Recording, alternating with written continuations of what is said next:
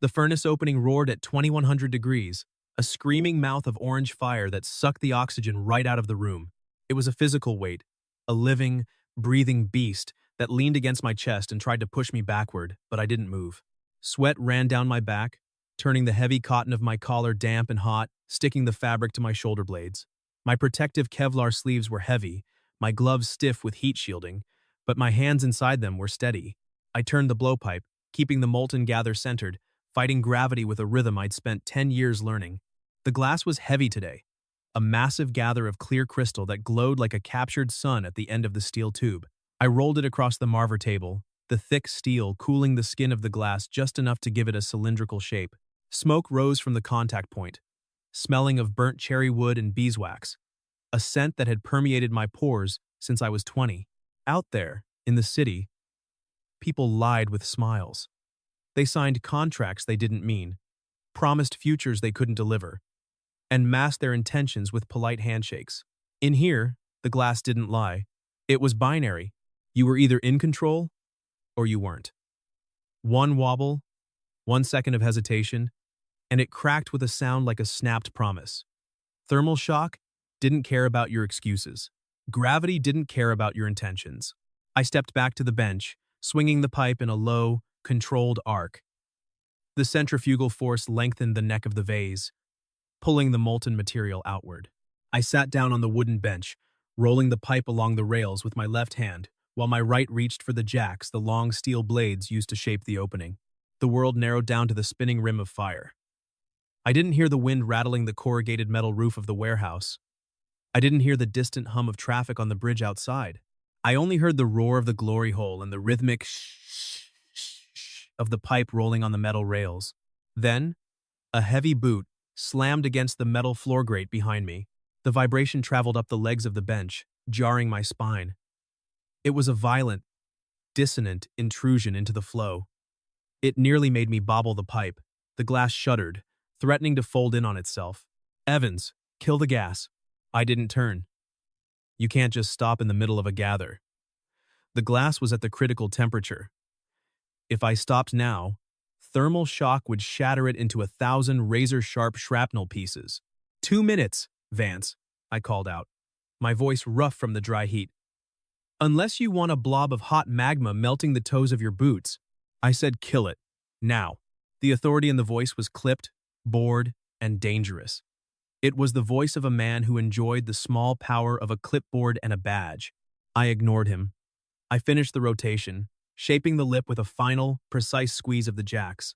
I stood up, transferred the piece to the annealing oven with a smooth, practiced arc, and latched the heavy insulated door. Only then did I reach for the main valve. I turned the red handle. The roar died instantly, replaced by the ticking of cooling metal and the heavy, humid silence of the warehouse. The sudden quiet was almost deafening, ringing in my ears. I wiped my hands on my soot-stained rag and turned around. Inspector Vance stood there, looking out of place in his pressed city uniform. He held a clipboard like a weapon, his finger hovering over a citation pad. Next to him, arms crossed and face tight, was Gia Turner. Gia, even covered in fine gray clay dust, with her dark hair pulled back in a messy knot that was slowly escaping its chopstick prison, she looked regal. She was the head of the co-op, the one who signed the master lease.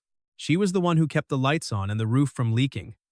She was also the one who had told me, on my first day, that glassblowers were arsonists with art degrees. What's the problem? I asked, wiping the soot from my face. I tried to keep my posture relaxed, but my muscles were coiled. Vance had been sniffing around the neighborhood for weeks. The problem, Gia said, her voice low and vibrating with suppressed anger, is that Vance here thinks your ventilation system is a code violation, a Class 1 violation. I watched Vance tap his pen against the clipboard. It was a rhythmic, annoying sound. Not think, Miss Turner. No, Vance corrected, his tone oily. The airflow metrics on that hood aren't pulling enough draft for this square footage. With the heat output of that furnace, you're looking at potential carbon monoxide buildup. It's a hazard, a lethal one. I tested it yesterday, I said, stepping closer. I towered over Vance by 3 inches, but I kept my hands visible, non-threatening. I kept my voice level, the math was on my side. My meter showed safe levels even at peak temp. The draw is sufficient. Your meter isn't calibrated to city standards. Vance sneered, dismissing me without looking up. He ripped a pink sheet off his pad. The sound of the paper tearing was loud in the quiet shop. He slapped it onto my workbench, right next to my layout tools. Immediate cease and desist, Vance declared. You have 48 hours to upgrade the intake and exhaust systems to the new commercial code, or I red tag the entire building. Everyone gets evicted. You, the Potters, Benji in the metal shop, everyone. Gia's eyes flicked to the pink slip like she'd seen that exact shade of neon before. Her knuckles whitened on the support pillar as she swallowed hard, staring at the paper as if it were a physical blow. 48 hours? Gia stepped between us, her voice rising. That's impossible. It's Friday morning. We need permits, contractors, inspections. Nobody works on the weekend.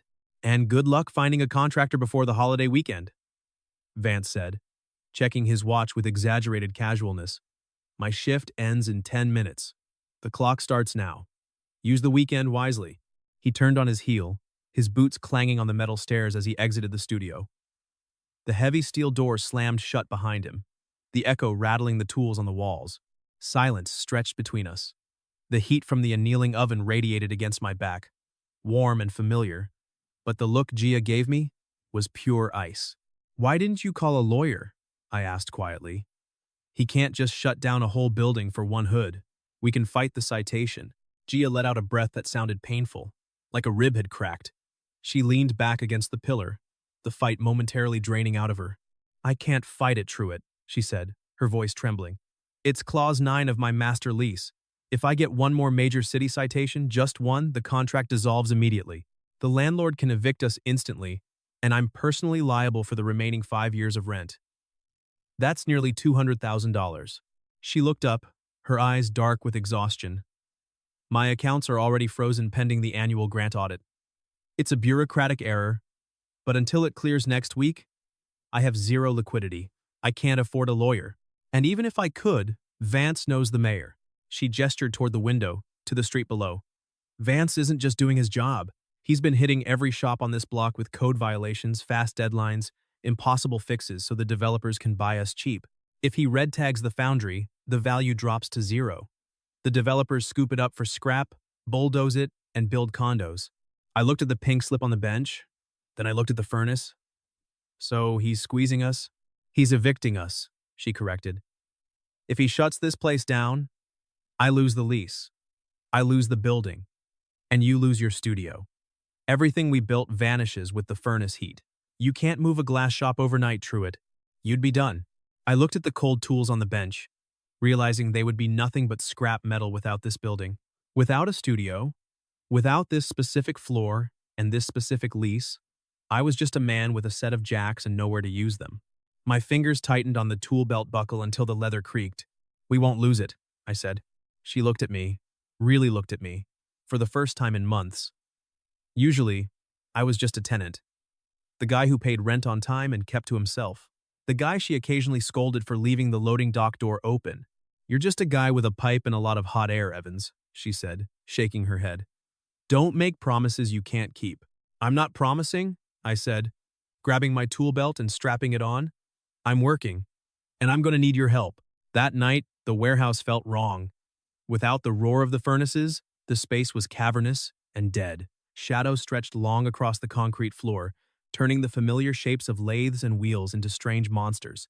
I sat at my desk in the corner of the studio, the blue light of my phone illuminating my face. I had downloaded the city's mechanical code manual, a 400-page PDF of dense legalese and engineering specs. I wasn't an engineer. I was a craftsman, but glassblowing requires an intuitive understanding of fluid dynamics, heat transfer, and pressure. You have to know how materials move. You have to know how air flows. I scrolled, my thumb moving rhythmically. Section 304, exhaust rates. My finger stopped on section 402. B. I reread the paragraph twice, ensuring the words meant what I thought they meant. Vance was citing us under the new construction code, but this was a historic building. There were exemptions. There were clauses for repair of existing systems versus installation of new systems. If we could prove the system just needed a repair to return to original efficiency. I heard a noise in the hallway. I looked up. Gia was walking toward her office. She stopped when she saw my light. She was wearing a hoodie over her pajamas, holding a mug of tea. She looked like she hadn't slept. "You're still here?" she asked, her voice soft in the large room. "I'm reading the code," I said.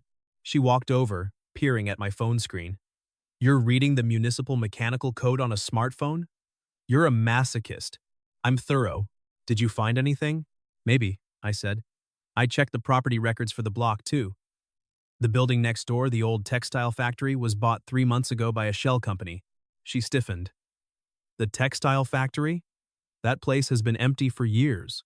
"Yeah. The shell company traces back to Miller Development, the same group that built the high-rise condos downtown." Gia's face hardened.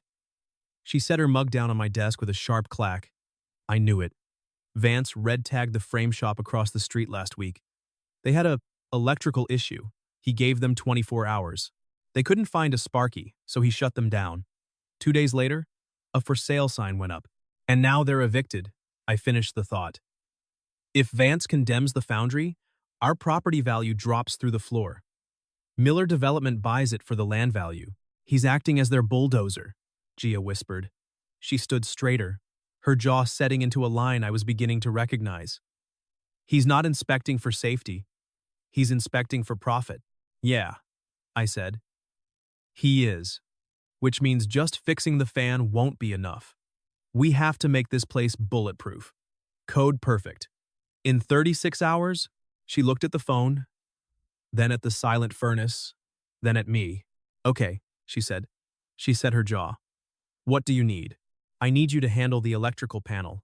You know the load distribution better than anyone. If we upgrade the fan to the industrial unit from the loading dock, we need to balance the breakers so we don't trip the main. It draws 40 amps. I'm not an electrician, Truitt. You built your own electric kilns, didn't you? I saw the wiring when you repaired the elements last month." I pulled a folded piece of graph paper from my pocket and handed it to her. She unfolded it.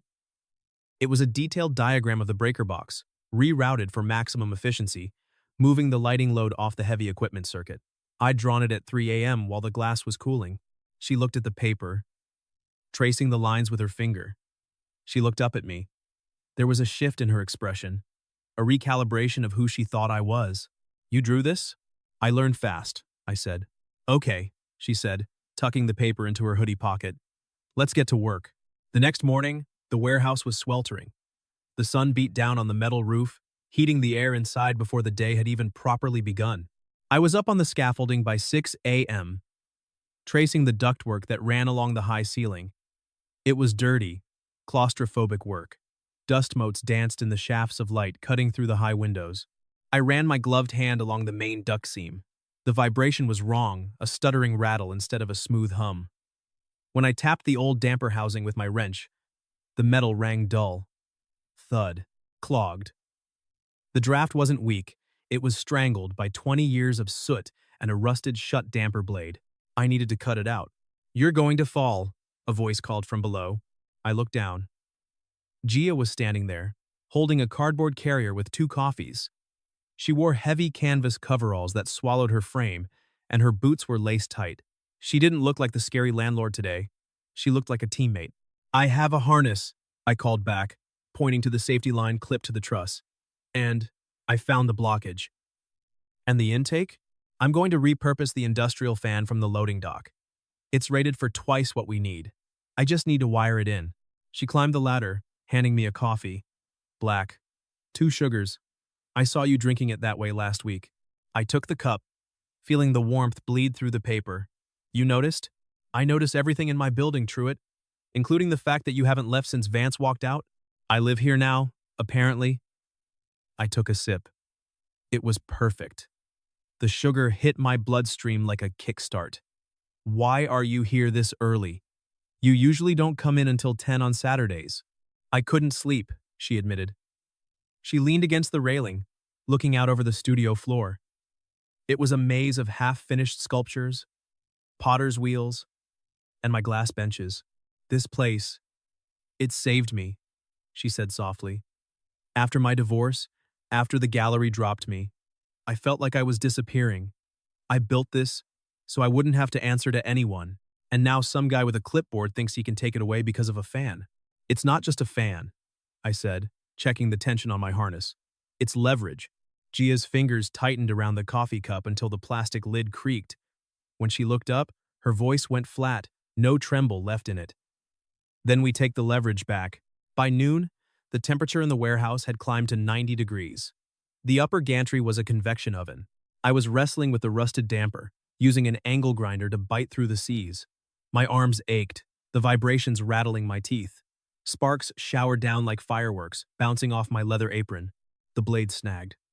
With a sharp crack, the grinder wheel shattered, sending a fragment pinging off my safety goggles. I sucked in a sharp breath, shaking my hand once to steady it. The adrenaline spiked, then crashed into frustration. Not now, I muttered through gritted teeth, inspecting the tool. The spindle was bent. Dead.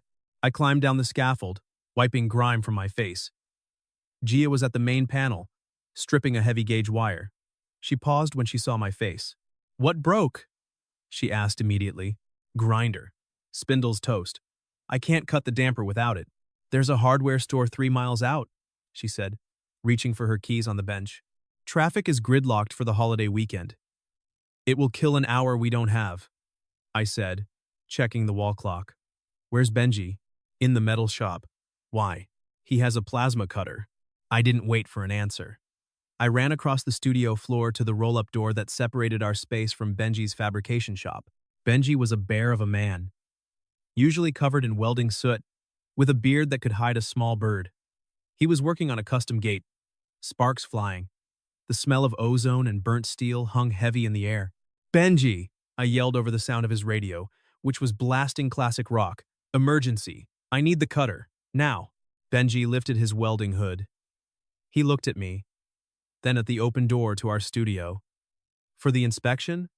"I heard Vance red-tagged the guys across the street yesterday." "Exactly. My grinder died. I need to amputate a damper."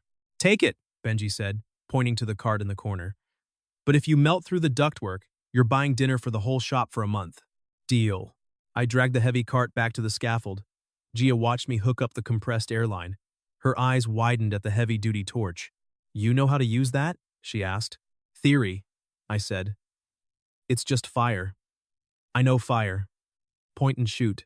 I climbed back up.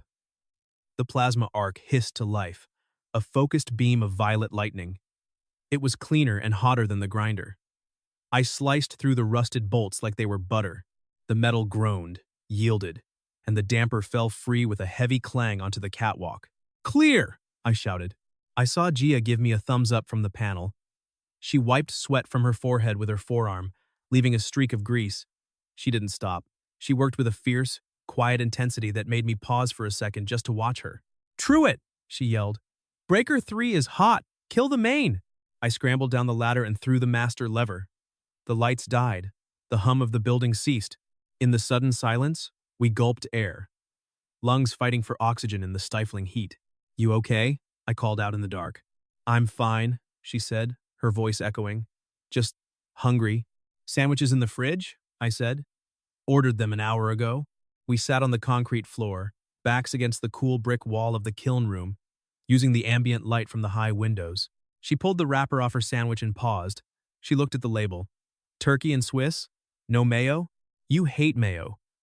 I saw you scraping it off your lunch last month." She stopped chewing. The sandwich hung midair. She looked at me, her eyes wide in the dim light. Even the new fan sounded louder, like it was filling the space neither of us wanted to name. "You pay attention, don't you?" she asked quietly. "It's the job," I said, opening my own water bottle.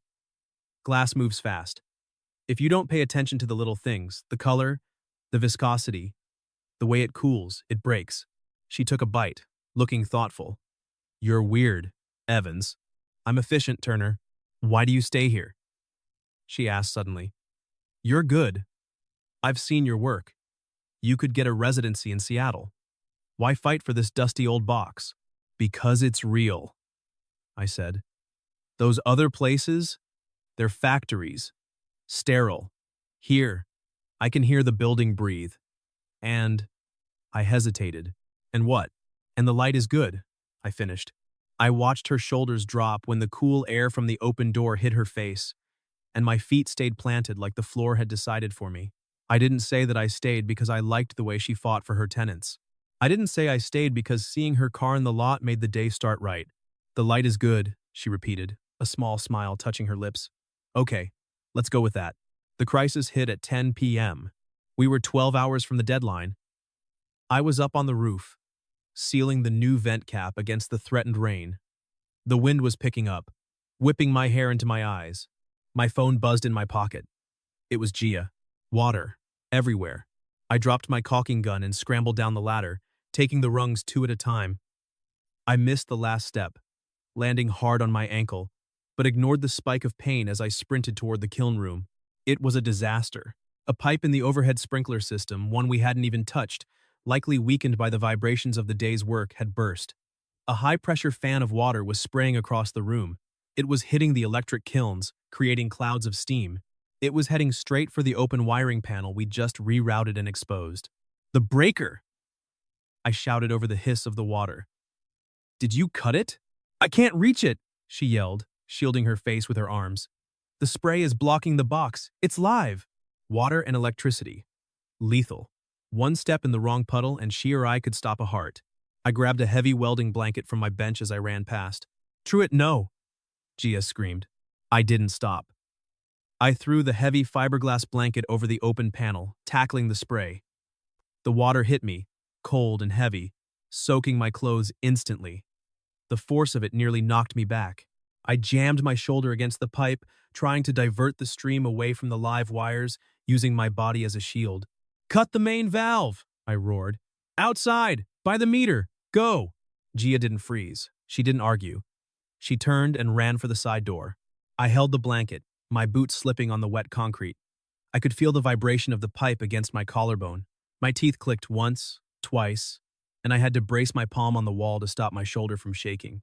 The thought of the 240-volt current buzzing inches from my damp shirt was terrifying. I still moved because stopping meant watching her whole world go dark. The spray died down to a trickle, then stopped. I slumped back against the wall, sliding down until I hit the wet floor. I was shivering, adrenaline crashing into exhaustion. Gia came running back in, breathless, wet from the rain outside. She stopped when she saw me on the floor. She dropped to her knees beside me, her hands hovering over me, afraid to touch in case I was hurt. Are you okay? Her voice was thin, terrified. I'm fine, I wheezed, wiping water from my eyes. Just wet and cold. You idiot, she whispered. Her voice shook. You could have been electrocuted. You could have died. The kilns are safe, I said, nodding toward her equipment. Wiring's dry underneath the blanket. She looked at her kilns, then back at me. Her eyes were fierce. I don't care about the kilns, Truett. If I lose the building, I lose it. But I can't do this if you get hurt. Her voice broke on the last word. She dropped the property manager mask, her shoulders slumping as she looked at me. Not the building. You won't lose it, I said. And I'm not hurt. Her hand closed around mine steady, checking my pulse with her thumb, then she finally exhaled like she'd been holding her breath for hours. You saved the panel, she said. We need it for the inspection. Stop being practical for 1 second. She squeezed my hand. Thank you. I squeezed back, just for a second, then let go. I forced myself to stand up, water dripping from my jeans. We have to dry this out. Vance will be here at 8 a.m. If he sees a puddle, we're dead. She stood up too, wiping her eyes fast. She pulled herself back together, locking the fear away. I have shop vacs and industrial fans. I'll get the mops, I said. We worked through the night. It was a grueling marathon. Sucking up water, drying components, testing circuits one by one. The humidity in the room was suffocating, but we didn't stop. Around 4 a.m., I found her asleep in the office chair. Her head was tipped back, her breathing shallow and rhythmic. She looked exhausted, defenseless. I went to my studio and grabbed my spare hoodie, the soft gray one. I walked in quietly and draped it over her. I adjusted the thermostat on the wall, bumping it up 2 degrees to combat the damp chill. I sat at the desk across from her. I pulled out my phone. I kept the code open, thumb scrolling until the screen blurred. I found the contact for the city desk emergency line. I drafted an email, attached the photos of the old damper, the new fan specs, and the time-stamped repair logs. I hit send. Then I waited for the confirmation receipt. Ping. Outside, the intake fan hummed like a heartbeat. I circled the clause I needed. Section 400 and 2B. And finally let my shoulders drop. I wasn't going to sleep. I was going to find the shield she didn't know she had. 8 a.m. The sun was blinding after the darkness of the warehouse. Inspector Vance rolled up in his white city truck. He looked rested, smug. He held a heavy padlock in his hand, swinging it by the shackle. He expected to put it on the door within 5 minutes. Gia stood by the entrance, wearing clean clothes she must have kept in her office. But she wasn't alone. I stood on her right, arms loose but ready. Benji stood on her left, still wearing his welding apron, arms crossed over his massive chest. Behind us, on the landing of the stairs, Mrs. Gable stood watching, her phone held up, recording everything. We stood shoulder to shoulder, like the building had finally grown a spine. "Time's up," Vance said, stepping out of the truck. "Let's see the disaster." He walked in. He paused. The air was crisp. The hum of the new intake fan was a steady, reassuring drone. The floor was bone dry. I saw Vance frown. He walked to the electrical panel. He opened it. He expected a rat's nest. Instead, he found new labeling, clean ties, perfect routing. It was professional grade. He grunted. He pulled out his flow meter and held it up to the hood. I held my breath. Gia crossed her arms, her knuckles white. The meter beeped. "Green light. Flow is adequate," Vance muttered. He looked annoyed. He turned to me. "What about the roof vent?" "Sealed and capped," I said, handing him my phone with the photo gallery open. Time-stamped at 10 p.m. last night. Used industrial flashing, not the cheap stuff.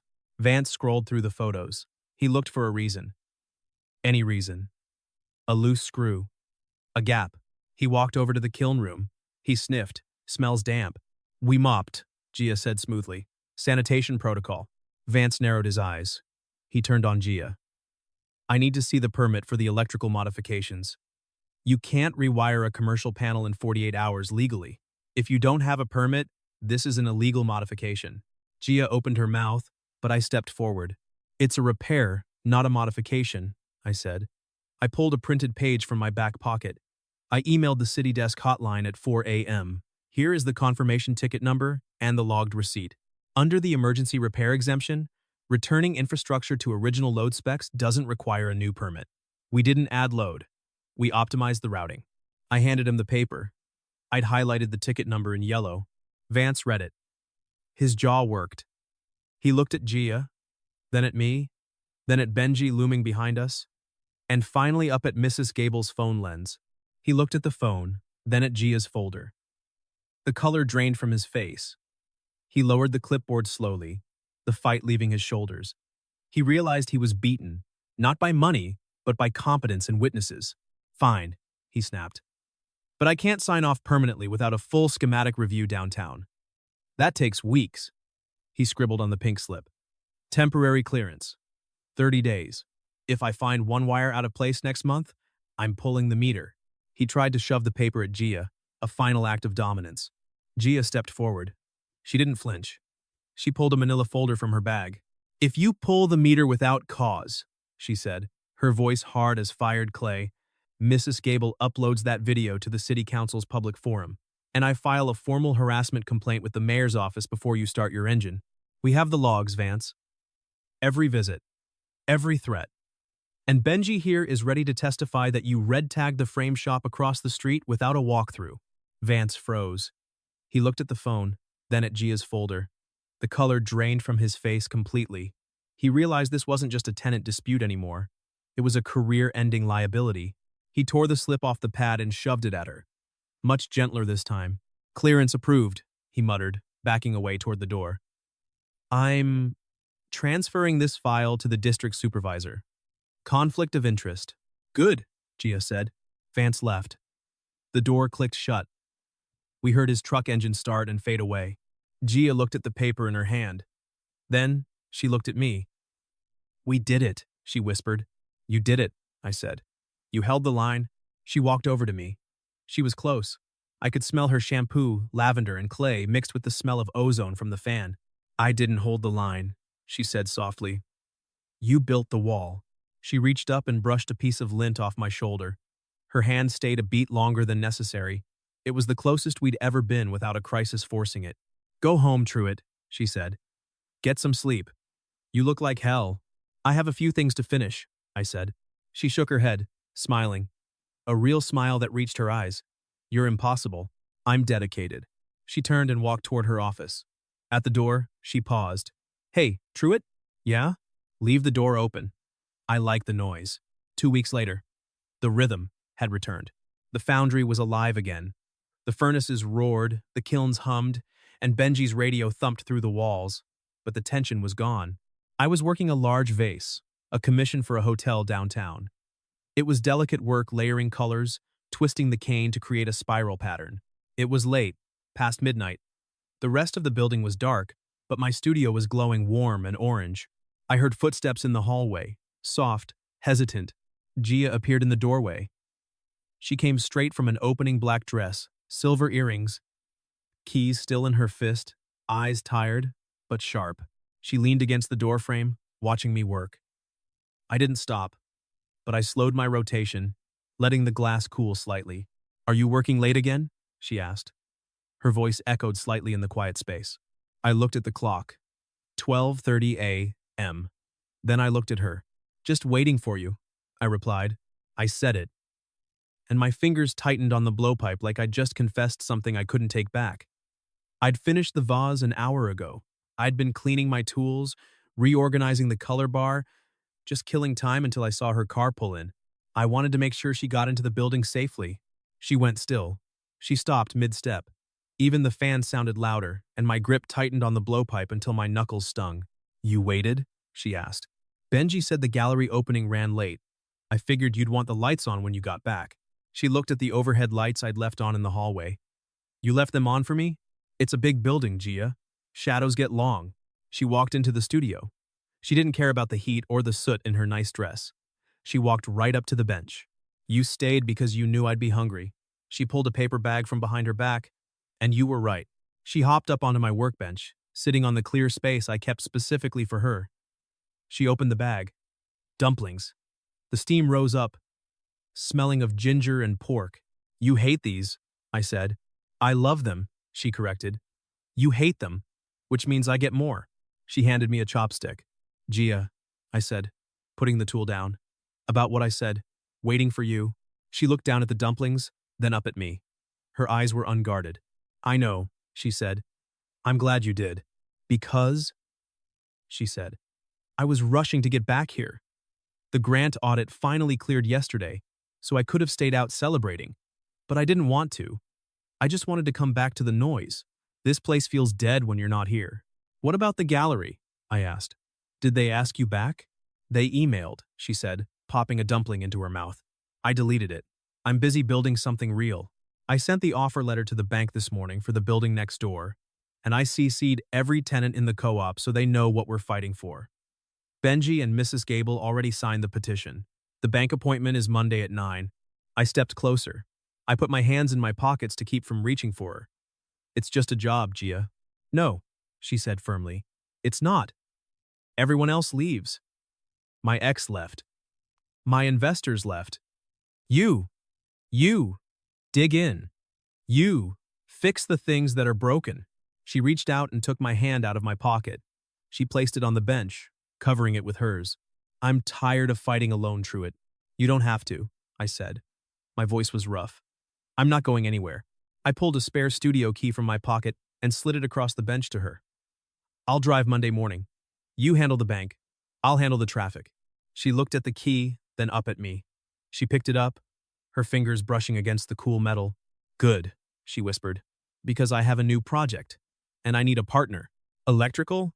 No, she said, sliding off the bench. She stood in front of me.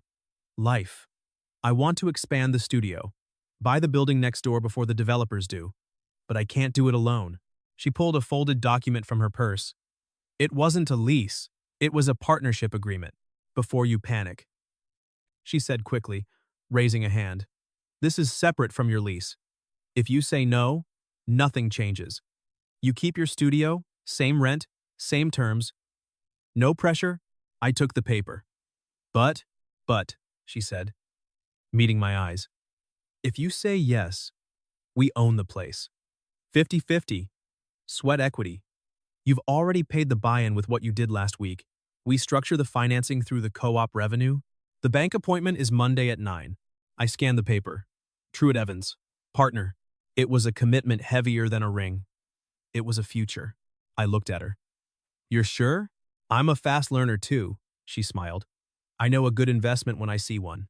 I took the pen from her hand. I signed it on the workbench, amidst the ash and the tools. Done, I said. She leaned in until our shoulders touched, steadying herself for a second, then stepped back, eyes still locked on mine. You're warm, she whispered. It's the glass, I said. No, she said, a small smile touching her lips. It's you. She leaned up and kissed my cheek. Soft, brief, a promise. See you tomorrow, partner, she said. See you tomorrow. I watched her walk to her office, the lights I'd left on guiding her way. I turned back to the furnace. I picked up my pipe. The fire was hot. The glass was waiting. For once, the quiet didn't press on my ribs. I exhaled without counting the seconds, then went back to the fire like it was home. The end. Closing thoughts. The core lesson. True reliability isn't loud. It's staying present, noticing the small things, and doing the hard work when it counts. The green flag. A partner who anticipates your needs, no mayo, lights left on, without being asked is showing real care and safety. Engagement. If you enjoyed this story, please like and subscribe so we can share more stories like this.